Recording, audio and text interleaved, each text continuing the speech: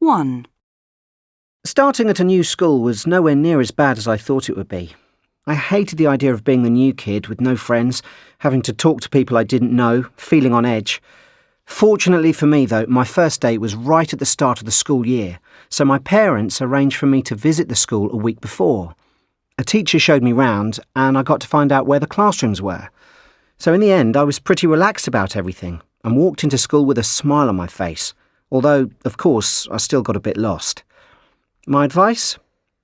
Visit the place before your first day. Try going in after school or at the weekend when there's nobody around. 2. No one wants to lose face on their first day, but that's what happened to me. There I was, as nervous as anything, looking around for somewhere to sit in the dining hall, and the only place was in the middle of a crowd of people. Just as I was about to sit down, some kid put his bag on the chair and laughed. It was horrible. I'd advise any new kid to bring their lunch on the first day of school.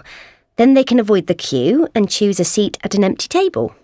It's better to let people sit with you instead of being in the vulnerable position of asking them. I soon made friends, but I've never forgotten how I felt that first lunchtime at school. 3. First impressions count, and there's no better way of making yourself a target for bullies than looking miserable or anxious or indecisive.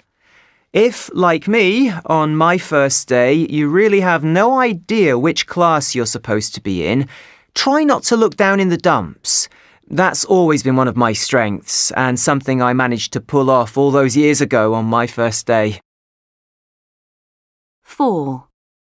Being critical of your new school or of the teachers is a bad idea on your first day. That's where I went wrong. I started halfway through the year and made the mistake of thinking that everybody would think I was the coolest kid in school if I criticised everything.